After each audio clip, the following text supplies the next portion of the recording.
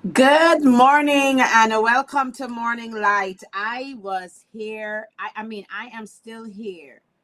I am still here. Okay. I was running behind. I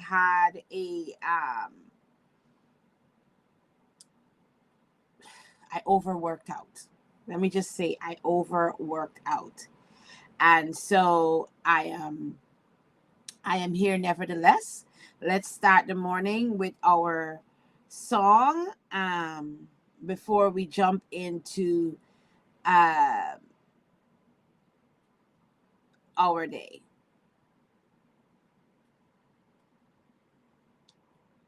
Observe. I hope you guys had a good night. Welcome in. I should have had this done before, but I'm running late, so y'all forgive me, okay? Good morning, good morning, good morning, good morning.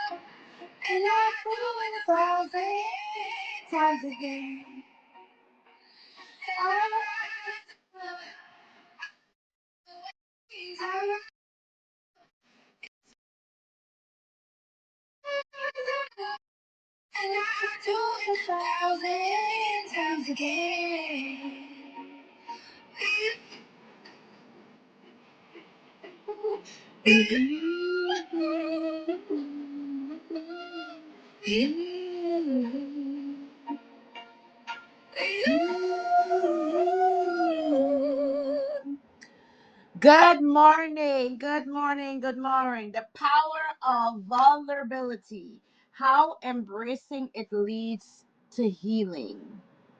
Let's talk about being vulnerable. Today, we are talking about something many people avoid.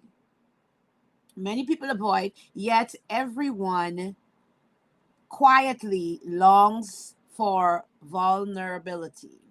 Okay? Not the kind that performs for attention, not the kind that overshares without wisdom.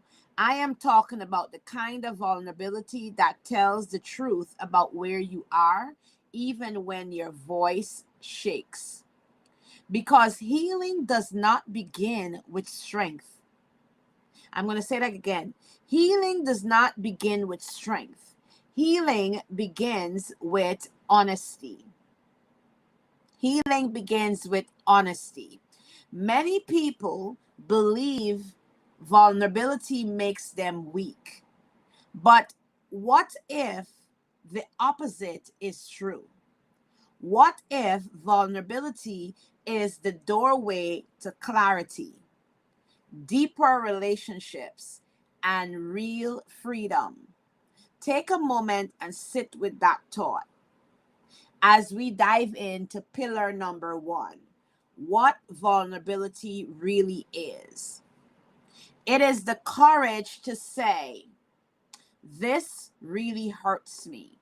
It is the strength to admit, I do not have all of the answers right now. It is the maturity to acknowledge, I need support. High level thinkers understand something very important. Suppression looks strong on the outside, but it creates pressure on the inside. When people refuse vulnerability, they build armor, and armor protects you from pain, but it also blocks your connection, your growth, and your healing. So ask yourself honestly, are you protecting yourself or Are you building? Are you protecting yourself, or are you hiding from yourself? True vulnerability does not seek pity. True vulnerability does not seek pity. It seeks truth. True vulnerability does not seek pity. It seeks truth. So are you seeking truth, or are you seeking pity?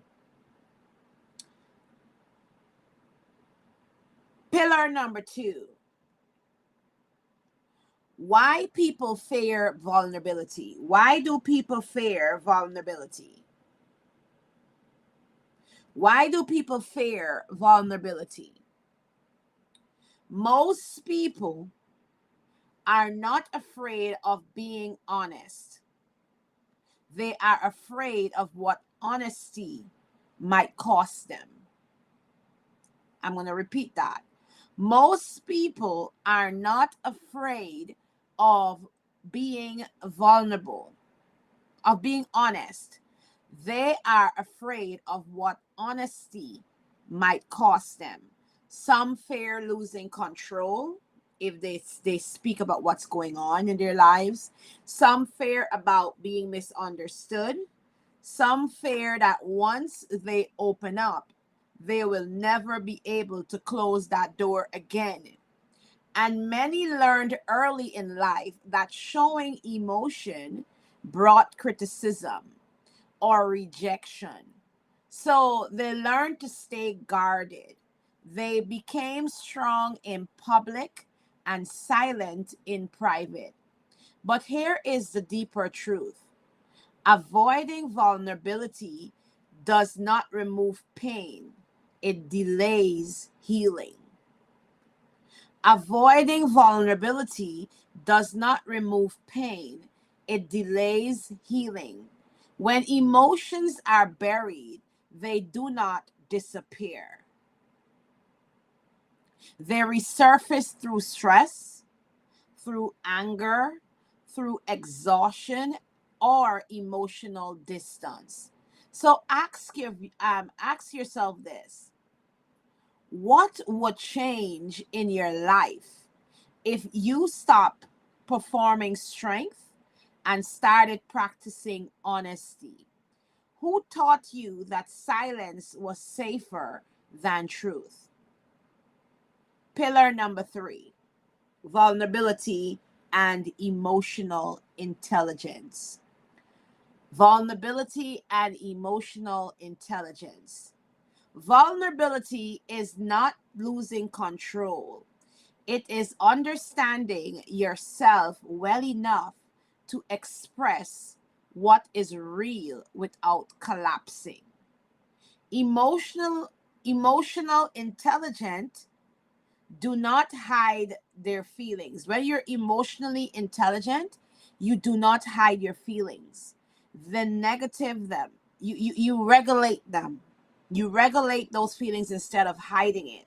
A lot of people, and I don't want to put a number to it because I don't know the number, but a lot of people go about hiding their feelings, but deep down inside, they need healing. And as soon as something surfaces, it's a trigger because they have not spoken about that one thing that may have affected them. There is a difference between being open and being unguarded. There's a difference between being open and being unguarded. Wisdom means choosing where and when to be vulnerable. High level healing looks like this: you acknowledge your pain without letting it define your identity. You express your truth without attacking others. You share your story without surrendering your dignity. You share your story without surrendering your dignity. Are you avoiding vulnerability because you believe strength means silence? Or because you fear that if people see the real you, they might not stay. So are you avoiding speaking about yourself and speaking about your story because you feel like if you share your story, people will not stay in your life? Remember this: the right connections are built through authenticity and not perfection. The right connection is built through authenticity and not perfection. The right people will stay with you in your life. Good morning, sis. How you doing? Girl, your package just sitting down at my back, my front door. I ain't drop it to the post office yet, but you know your sister always busy. But I'm gonna get it. I'm gonna get it to you. Vulnerability, pillar number 4. Vulnerability has a pathway to healing. I remember, and I'm gonna share a story because a lot of people. Good morning, Naza. Good morning. A lot of when I came to social media, I'm going to share a story a little bit before I move on to pillar number 4.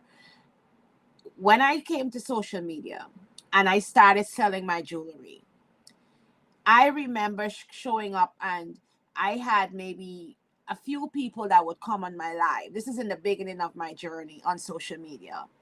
And a few people would come on my live, and they would sit down, but they wouldn't stay. And one day, as I was driving home from work, okay, darling, an epiphany came to me. You need to be vulnerable so that you can connect with your audience. And so I did that, and I came and I shared one of my many stories. And people started connecting. So, but not only did people started connecting, however, the healing that I felt from letting go of that story was mind blowing. So vulnerability really helps with healing. So number 1 supporter, always my love. Pillar number 4. Pillar number 4. Vulnerability has the pathway. Why you delete number 1 supporter? Good morning, Nesta. Why you delete the number 1 supporter? You taking it back? Pillar number 4. Healing begins the moment you stop pretending that you are untouched. Y'all hear that? Healing begins the moment you stop pretending you are untouched. Many people pray for healing but resist. She said they want support. Listen to me. It's only because I know she's my sister and I know she'll support me. I ain't gonna get in my feelings because she put in number 1 support and then she take back she number 1. Anyway, y'all, many people pray for healing but resist the exposure required for transformation. Many people pray for healing but resist the exposure required for transformation. Healing, I'll ask you to sit with your truth and long enough to understand it. And a lot of times we do not like to sit with our truth, so we avoid it. You have to know if your story is true, it should be easy to say it. And being vulnerable, you have to be vulnerable with wisdom. You just don't tell what you want to, share everything and leave yourself cut open. But vulnerability brings healing. Vulnerability allows you to release the shame that you feel. Remember yesterday's episode was about shame. We spoke about shame. Now today we're talking about being vulnerable and letting go of that shame. How can you let go of that shame that you feel from your mistakes or something that you may have done in your life? You have to be vulnerable. You have to be able to sit with what the event was and speak about it. It turns hidden wounds into visible lessons. It turns hidden wounds. I remember the first time I spoke about being in a domestic violence situation. I was so ashamed. After I spoke about it on the internet, I came off that live and I was ashamed. I was like, oh my God, people are going to judge me. People are going to be like, oh, I didn't see her like this. I didn't even know she was like this. I even got to the point of saying people are going to think I was stupid. And I had all these narratives of me being vulnerable about my situation, not knowing that it opened up a whole can of worms. A whole host of people were in my DM thanking me for sharing my story because they were either currently in it or trying to get out of it. So sometimes, even though I was ashamed of sharing my story, it was also healing for somebody else and healing for myself because I let go of that story, or I opened up and shared something that was vulnerable or close to me. So vulnerability allows you to release your shame. It turns your hidden wounds into visible lessons. When you speak honestly about your experiences, you remove the power of secrecy. I'm going to say this again. When you speak honestly of your experiences, you will remove the power of secrecy. And secrecy is often what keeps your pain alive. When you are secret about that pain, secrecy is what keeps that pain alive. You know, hands down, that's I'm your number one supporter. You run it by me, and if it's of substance, let you know absolutely, and become fuel to that fire. I'm super proud of you, my lifelong friend. Listen to me, guys. She in lying. Once I run it by her, and she said, "Tina, yes, the good." She would tell me, I don't. I have friends, and I have very good friends, but Samantha is one of those friends that is not gonna hold her tongue. If I come to her and I say, Samantha, I'm doing this, she's like, Tina, is wrong with you, girl? It's all she to say. She said, uh-huh. You sure you want to do that? That's my girl right there. Die hard friend, die hard sister for life. I remember when I was getting married and I called her and I said, listen, I'm getting married tomorrow. And she was there. Like, that's my girl. That's my girl. That's my girl. She wasn't able to come down. It was last minute for her to come over to Brooklyn for the to Queens for the wedding, but she was able to guide me with the makeup and all of that. But nevertheless, let's continue. Let's stay on track. I just wanted to pick up my sister, my lifelong friend. Think about moments in your own life when you finally said, this is what I went through. Did something shift? Did the weight feel lighter? When you speak about what you have gone through, how does it make you feel? Do you feel lighter? Do you feel like a weight just come off of me? Because I remember when I spoke about coming to America. Now, let me give you understanding. Just imagine you growing up in living on the sugar estate, and you have a chauffeur driving you around, taking you to school, taking you if you want shopping, taking your friends out. You have a poolside, you having poolside parties. You grow up like that. And then you come to this America and you living out of a McDonald's because you're homeless. The shame that was over me back then to even speak of that story, I never told that story for years.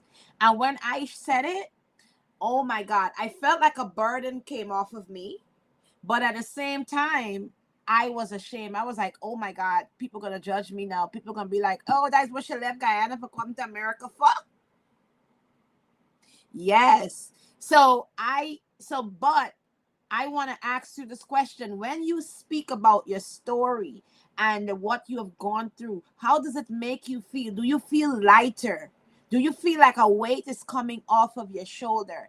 That is because vulnerability breaks isolation. I'm going to say that again. Vulnerability breaks isolation. You see, when you're holding on to that pain and nobody knows what you're carrying, you are isolated. Your emotions are isolated. Your feelings are isolated.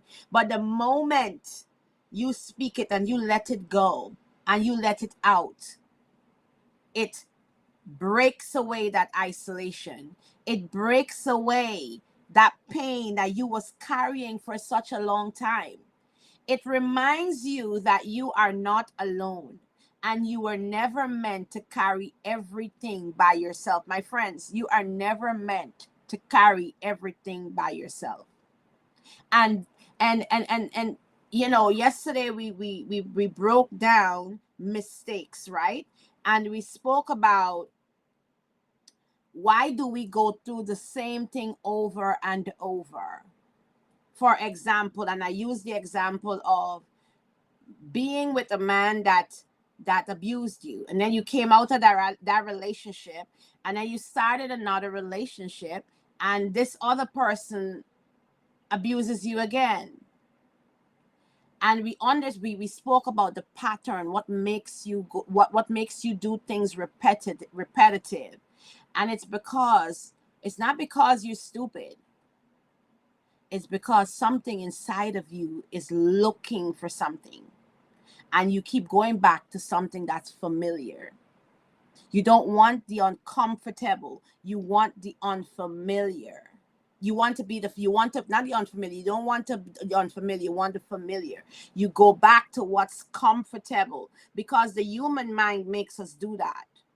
We don't want to put in the extra work and be like, you know what, let's start over. This is not working out for me. Let's start over. We stay with what's comfortable because that makes us happy.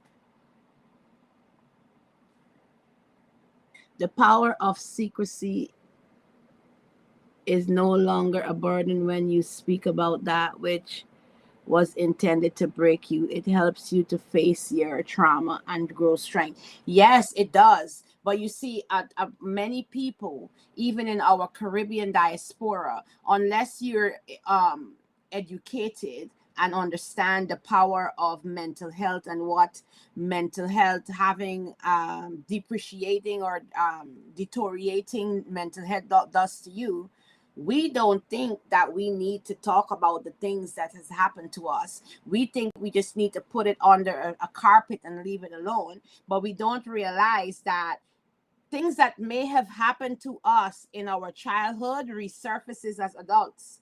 And we don't make that connection because we don't talk about what has happened. So it's difficult for us to bring the connection. I remember an event where something happened in my childhood. And when I became an adult and got married, it resurfaced. Like you had to literally, my husband had to literally ask my permission to touch me. People don't understand that if you don't talk about something, you're not healing, especially something that's trauma. You need to be vulnerable because vulnerability heals. All right, so let's talk about pillar number 5. Boundaries within vulnerability. Boundaries. So this is the part where we're going to explore. Okay, you're telling me, Athena, you're telling me to talk about my story, but I don't want people to judge me. I don't want to put all of my business out there. So let's talk about those boundaries. They are boundaries within being vulnerable. Let us go deeper because vulnerability without boundaries can become self-harm, right? You do not owe everyone access to your wounds. Somebody say it. You do not owe everyone access to your wounds. Healing requires discernment. So I'm giving you a very impactful statement here. You do not owe everyone access to your wounds, and healing requires discernment. Healthy vulnerability asks, is this a safe space? Now I can pick up my phone. I have two very, very, very, very good friends. One of them, I can pick up my phone and just talk about crazy stuff. Like, for example, if something is really bad and something that I know I don't want it to go further than where it is, Samantha is one of those people that I would pick up my phone and be like, Manta, this is what's happening. This is what's happening. This is what's happening. Yvonne, this is what's happening. This is what's happening. Because you have to know if that space is safe. And it's very important to have a safe space when you are being vulnerable, right? Is the person capable of holding what I share? Is the person capable of holding what I share? Am I sharing to heal, or am I sharing to be validated? So now you have to ask yourself the question: why am I calling Samantha to tell her this problem? Am I calling her because I want to be validated, or am I calling her because I want to heal? For me, it's both. But when you call somebody to tell them about your problem, make sure you answer those two questions. Am I calling Athena because I want Athena to make me feel validated, or I want to heal from this problem? So I'm going to call her and share these emotions with her. Strong people learn when to open their hearts and when to protect their peace. Strong people learn when to open their heart and protect their peace. Vulnerability is not about exposing everything. It is about revealing what is true in a way that honors your growth. Remember this: wisdom decides who hears your story. Wisdom decides who hears your story. Pillar number 6: the spiritual dimension of vulnerability. Pillar number 6: the spiritual dimension of vulnerability. Spiritually, vulnerability is surrender. And you know the song, we go to church. And I'm going to take you, for those who are church goers or Christians. When we go to church and the pastor finished preaching, there is something what we call the altar call. Y'all familiar with the altar call? And when the pastor has the altar call, there's always a familiar song that is sang before he says you can come up. And one of that songs that is sang is, I surrender all. Y'all familiar with that song? It's because the pastor is asking you now to be vulnerable within and search within.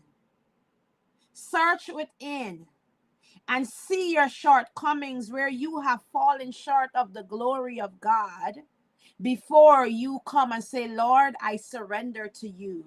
Forgive me for my sins, and come in, and I invite you into my heart. So the power of being vulnerable is surrendering spiritually, right?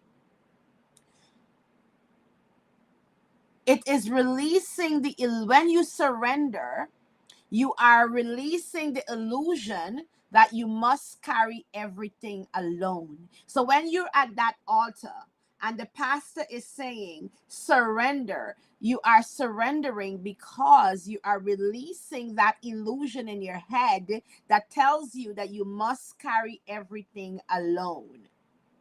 Many people approach faith from a place of performance. Many people perform. Like for me, a lot of people would be like, oh, you're not a Christian because they see you dancing. Or, oh, you're not a Christian because they see you going to a party. But I strongly believe, and I mean, my close friends and I probably have the same belief. Christianity is about the heart. And God sees the heart of men. Christianity is not about performance. It's not about me dressing up and going to church every day and quoting scriptures, but my heart is dirty. My heart is dirt. Christianity is about giving. Christianity is about giving love. Christianity is about showing up for people. Christianity it has different dimensions to Christianity. And some people believe Christianity is about performance. Once you know to quote scriptures, you are the perfect Christian. I surrender my will to Jesus. It's acknowledging that you've done. Yes, it is acknowledging that you've done wrong. So Christianity or faith, your faith is not a place of performance. Try to appear strong. Some people try to appear strong, unshaken, and perfect. But healing begins when you come as you are, not as who you think you should be for somebody else. When you come as who you are, when you allow yourself to be seen by God without pretending, something shifts on the inside, and grace meets honesty. You realize that brokenness is not the end of your story. It is often the place where transformation begins. Strength is not the absence of tears. Some people believe tears are weakness, or you're weak when you cry and you shed tears publicly. But strength is not the absence of tears. Strength is the willingness to keep growing even when you feel exposed. Strength is the willingness to keep growing even when you feel exposed. And before I close, let me say this. I want you to think about one area in your life where you have been hiding behind strength. What would healing look like if you allowed yourself to be honest there? Let this be your prayer today as we close. Let this be your prayer. Lord, give me the strength to speak truth without fear. Give me the wisdom to open my heart with discernment. Give me the strength to heal without losing who I am. I thank you, God, for showing up in my life daily. And remember, my friends, vulnerability is not weakness. It is the beginning of wholeness. Thank you for being here this morning. Thank you for your support.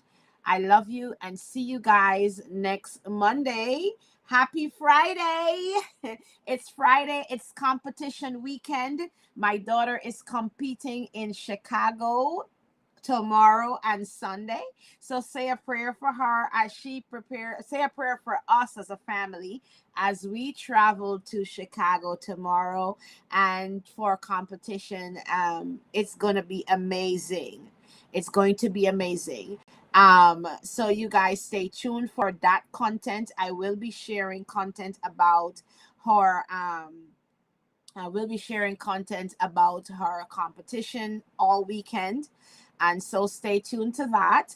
I will push out content. We're running late. We're running. It's Friday the 13th. Yes, it's Friday the 13th. We're claiming a good Friday the 13th and not a bad Friday the 13th, because you guys know they have this thing about Friday the 13th being of bad luck. So it's a good Friday the 13th. We're gonna claim it, right? Oh yeah, she will be great. Girl, she's upstairs complaining about her locks hurting her head. So I told her I'm gonna cut it off, and she was like, "No, she's not. I'm not." I'm about to drop them off to school. Then I have a doctor's appointment to see a cardiologist because on Monday my blood pressure was right through the roof. And so my doctor is concerned because she's never seen my blood pressure that high.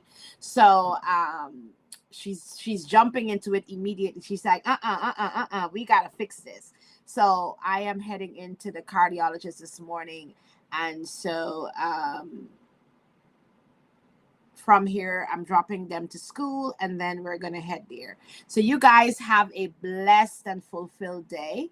And see you guys on Monday for the next episode of Morning Light. But we will still be live over the weekend, but not for Morning Light. Have a good day, guys. Manta, love you, darling.